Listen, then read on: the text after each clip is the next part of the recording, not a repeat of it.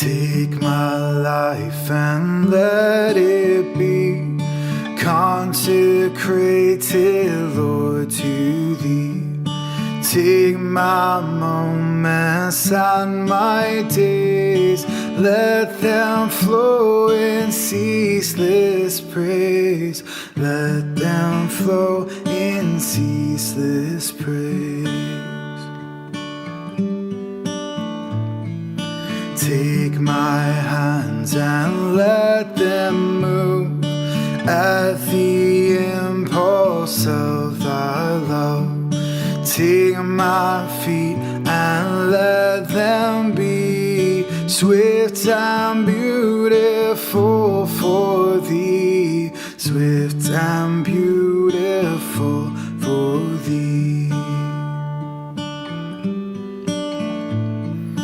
Take my voice and let me sing, always only for my King.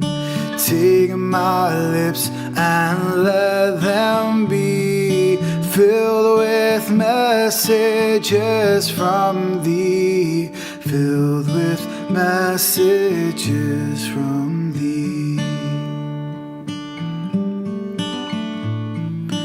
Take my will and make it Thine, it shall be no longer mine.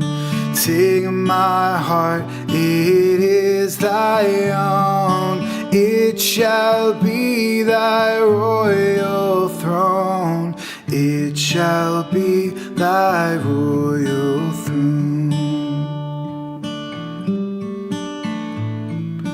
Take my love, my Lord, I pour at Thy feet, its treasure store. Take myself and I will be ever only all for Thee, ever only all for Thee.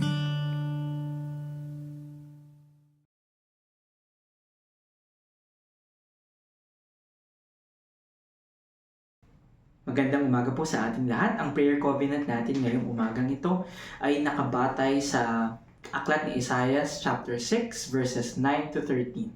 Ito po ang nasusulat. At sinabi niya, yumaon ka at sabihin mo sa bayang ito, tunay na inyong didinggin, ngunit hindi nyo mauunawaan. At tunay na inyong titingnan, ngunit hindi nyo makikita. Patabain mo ang puso ng bayang ito, pabigatin mo ang kanilang pandinig, at ipikit mo ang kanilang mga mata. Baka sila'y makakita ng kanilang mga mata at makarinig ng kanilang mga tenga at makaunawa ng kanilang puso at manumbalik at gumaling. At sinabi ko, hanggang kailan, Panginoon? At siya'y sumagot, hanggang ang mga bayan ay mawasak na walang nananahan at ang mga bahay ay may wala ng tao at ang lupain ay maging lubos na wasak at ilalayo ng Panginoon ang mga tao at magkakaroon ng malaking pagkatiwangwang sa gitna ng lupain. Ngunit kung may matira pang 10 bahagi roon, ito rin ay masusunog. Tulad ng isang punong terebinto o ensina na kapag pinutol ay may naiiwang tuod. Ang banal na binhi ang magiging tuod nito. Tinawag ng Diyos si Isaiah upang ipahayag ang kanyang mensahe sa bayang hindi nakikinig at hindi nauunawaan. Sinabi ng Diyos na darating ang paghuhukom at maraming magdurusa dahil sa katigasan ng kanilang puso. Ngunit sa kabila ng matinding pagkawasak, may maliit na nalalabing bahagi, isang banal na binhi na mananatili bilang pag-asa sa hinaharap. Madalas, mahirap tumugon sa panawagan ng Diyos, lalo na kung alam nating hindi agad tatanggapin ng iba ang ating mensahe.